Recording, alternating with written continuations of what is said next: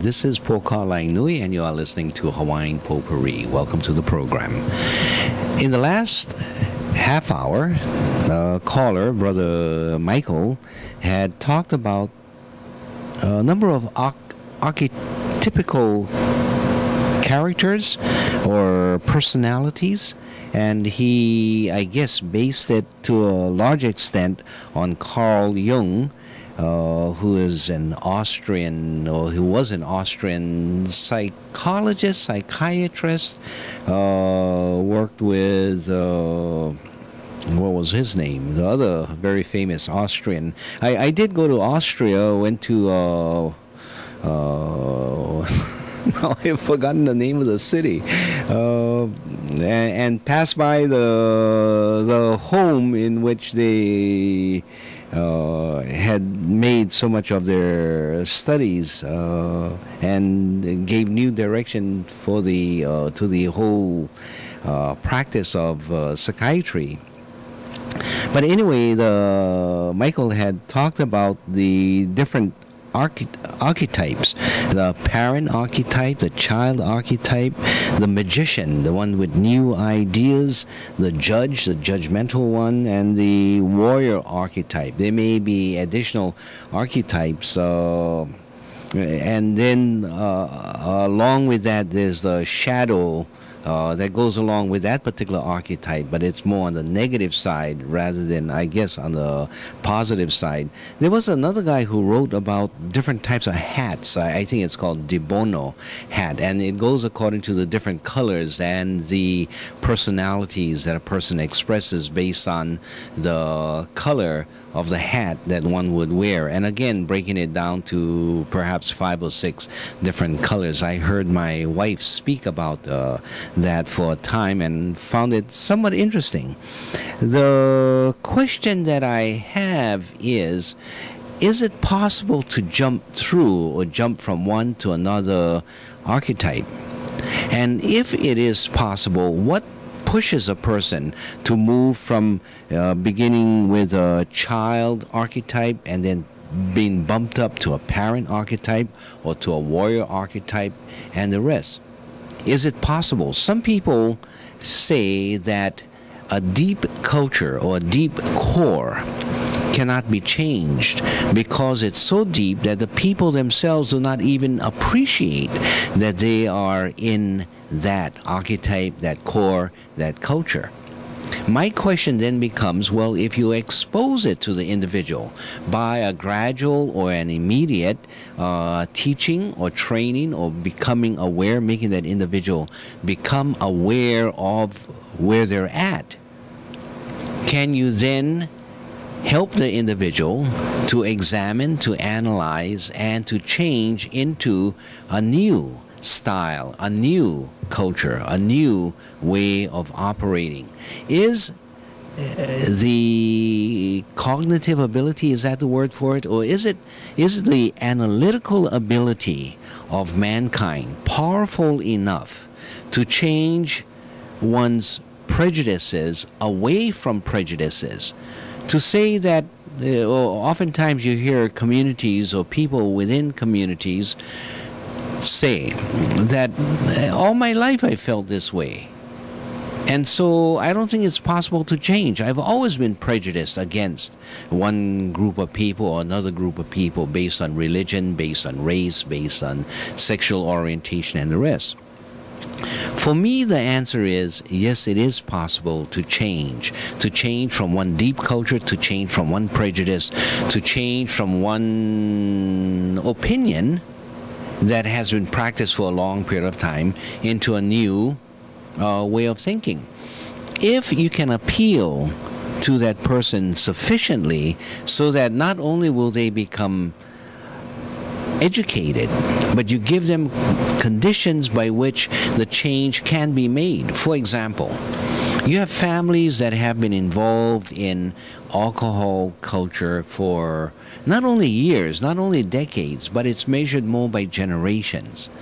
That their great ancestor has always drunk to the point of what is the word for it? Exuberance or over exuberance. Had drank too much. Was a drunkard. He could perform certain activities, but in essence, it was bad for that individual's health as well as his mental condition. And that had been repeated cycle after cycle, generation after generation. But when individuals begin to realize, when they are shown what has happened, when they see patterns in their ancestry, that too can be lessons, not to lock them or to anchor them into that past practice, but to show that by making changes, you can release yourself from that anchorage. And so I believe that deep cultures can change, archetypes can change, although this is a new concept for me. And perhaps I need to read a little bit more, but I believe that through analysis, through perhaps group participation, through providing the opportunities or the conditions under which people can move out of their behavior. And oftentimes it is because conditions have remained the same that behaviors continue in that same way. It's like even changing one's diet. I was talking to a friend yesterday morning. I was down at the beach doing some basic exercises, and he came hobbling by, watched me, and then we reacquainted ourselves with one another. And then he recited, I asked him, how's your brother, how's so-and-so, and his family members. And he recounted how they had all passed away at about his age, or maybe a year or two older than him. And it seems to be a pattern of cancer, a pattern of diabetes, a pattern of whatever else. And I think it was basically cancer and diabetes that they died from.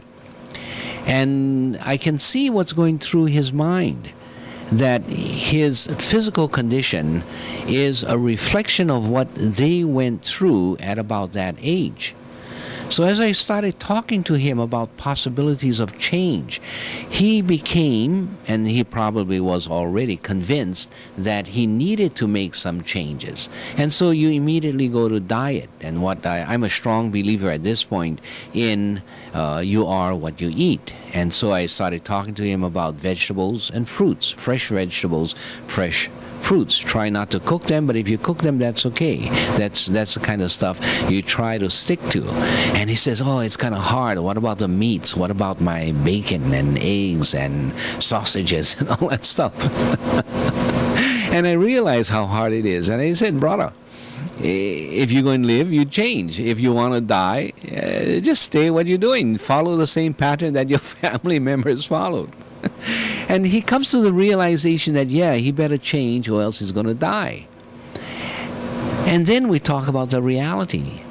I say, and so when you go home, what are you going to find at home? He's going to say, well, the whole family is eating morning breakfast, bacon and eggs and all that stuff. And it's hard to make the changes while I'm in that condition. So knowing that the conditions are so important to also support his change, at least now he can try to use an attitudinal change, mental framework to begin finding conditions, finding new associates, finding new environments. And through attitude, you can hopefully push yourself into new conditions rather than an attitude that simply says, I know what I'm doing is not right, but the conditions are such that I am stuck in not being able to change, and then you leave things that way. That's wasted thoughts, that's wasted education, that's wasted analysis. So the analysis has to go deeper. And so in part of that analysis, you not only show that you can make the change, you not only change the analysis, the elevating the cognitive or the thinking abilities of that individual, but you also push the individual to make the changes in conditions so that his analysis can be carried out. And so you have this both change in condition, change in analysis, condition analysis, etc., so that at the top of that three pyramid or 3-point triangle that I always talking about, at the top of it, behavior itself actually does change rather than only changing attitudes, point A, or conditions, point C. But the whole objective is, how do I actually change behavior, or the results of the attitudinal and conditional changes then changes my lifestyle, makes longer my life, or improves my quality of life and the rest, or improves the society. Okay, so that's my, what do you call it, my soapbox. Michael had introduced my website, and that website is hawaiianperspectives.org. And if you have the opportunity, you might want to visit that on the internet, and you will find a paper. It talks about visioning a new future that we can envision, and to do that, it calls upon us to have some what is the word for it, retrospection or introspection within ourselves and the society. Well, we've talked about some of those matters earlier. I won't be reciting all of them, but I invite you to that website. I'd like to, since I'm already talking about it, invite you also to that website, because we are putting up additional YouTube broadcasts, and I just completed 3 additional broadcasts, this time going down to the studio and doing it. So it's not one of these radio programs in which I explained from a Hawaiian perspective, not necessarily the Hawaiian perspective, but a Hawaiian perspective, what is the true health and wellness system, and I juxtapose the medical pharmacological system as compared to a health and wellness system. And then I talk about this ABC triangle. I talk about the idea of deep culture, of domination, individualism, and exclusion, as opposed to olu, lokahi, and aloha. When we get it up on Olelo, we'll announce the dates that the program will play on Olelo. In the meantime, we'll load it up on YouTube. If you have any problems getting to any of my programs on YouTube, you might want to just type in at that banner line, I don't know what else they call it, when you do a search for sites, and you type in YouTube, 2 separate words, comma, poka lainui, comma, and then go into, or you might type a second glance, comma, and ABC triangle or deep culture. I don't know what exactly we had termed it, but I have a number of videos on YouTube, and so to a certain extent you may have to just meander through the listing of programs that have been posted on YouTube. All right. Now, if you would like to call and share an opinion on some of these matters, especially the matter that Michael had introduced in our last half hour, give me a call. Our telephone number here is 524-1080. We'll put you on the radio and see what you have to say about some of these matters. Let's go directly now to our telephone lines and invite our caller in. Aloha, caller. Welcome to the program. Good morning, Polka. Yes, good morning. That is a very interesting subject that Michael introduced, and I'm so glad he mentioned that where he was, because I had been wondering, we hadn't heard him call in. So anyway, I was wondering if the need for power, which is or to dominate, is seems to be a very strong element in every culture, and then this need for war, endless wars, isn't actually done in order to satisfy that need. In other words, that need which could be physiological. That's the basic question. Is it based on physiology? This excessive, or what we would now consider excessive. There might have been a time when it was needed, but now it's considered excessive. But it's still rampant to the point where it's destroying our own country and other people's lives all around the world. Is it based on the physiology and the need for power or to dominate? And so that what we're seeing is a culture, and I'm only speaking about our own, but I noticed it's around the world too. Every institution within that culture is aimed at satisfying that need to dominate. And the need to dominate is satisfied by having someone to dominate over. So the system is set up in order to guarantee that that need be satisfied. And when it isn't satisfied in these cultural, institutional ways, then war is the method to satisfy that need. I think that's rather complicated. I can't get it all in a neat package, but I think you might get the idea. Yeah, I catch the idea. I do. The drift. I think that may be inborn too. Then I had another question: is if a child is born into a group or family in which that need to dominate is entrenched in this structure, and the child rebels against the whole thing, is that child considered a mutant in that it would seem to have inherited that need, but perhaps has found other ways to satisfy it that wouldn't be manifested in control over others. In other words, to control others is actually repellent, and that looks like it could be a mutation on that dominant gene. So those are just questions that come to my mind as I find it an extremely interesting and important subject. Yes. Yeah, thank you. Okay, thanks for calling. Okay. And call back. Aloha.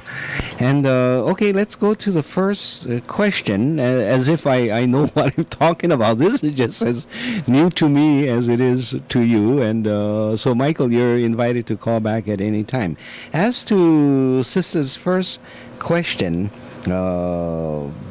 is it that need for power, and usually that need to power or to dominate over another person?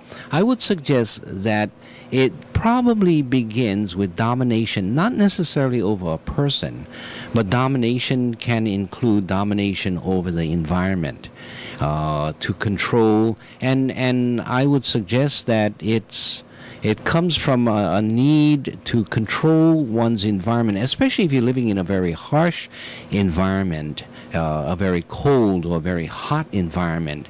Then there is going to be a need to change your environment around you. And so the ability to control or to have control over the environment, to change one's condition, and one's condition includes very closely the behavior of others around you to control that environment. I think it actually evolves as a result of the need to control one's environment more than just the need to empower or overpower someone else. I think even in the attempt to overpower, what are you looking at in the end result? And that is to change your own condition in overpowering or in the use of power over someone else. I don't think it's therefore a natural condition of humans. I believe that in certain conditions in which one works well with the environment, then perhaps to be able to have that dominating characteristic may not be as expressed as when one comes from a geographical area. And of course there's many other conditions that may change. So geography may be just one factor to be considered in this whole question of the natural, or what she calls a physiologically based need for that change. Child born within a culture who finds that really the culture is not what is necessary, or there should be some changes, is that person now considered to be a mutant?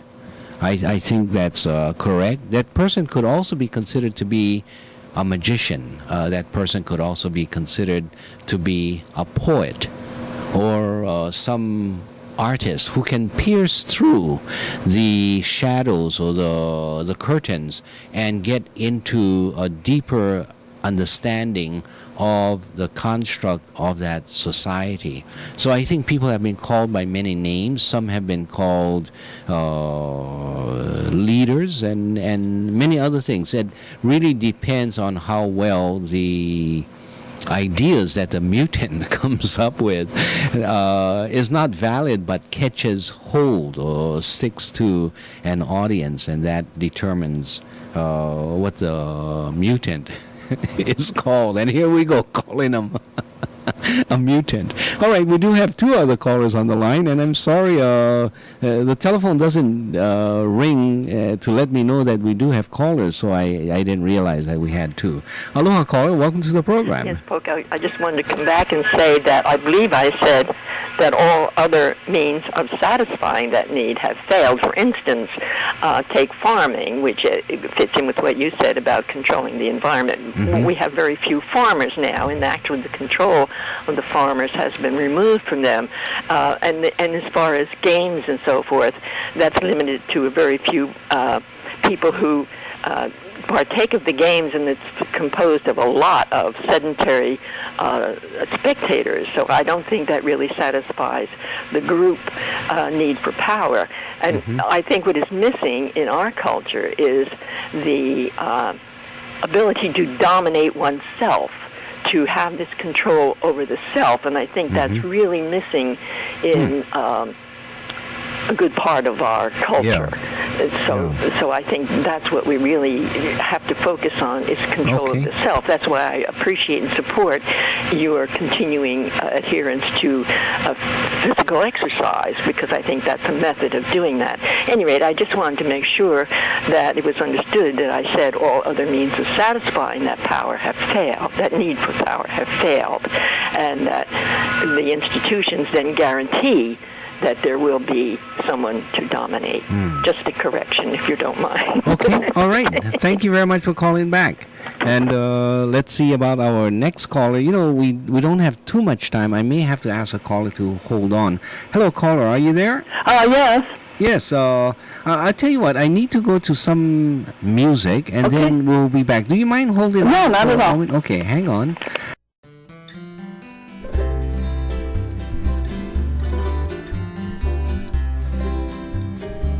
Kaulana na pua o Hawaii, Tupa ama hope o ka aina, Iki mai ka elele o ka loko ino, Pala pala anunu me ka paka.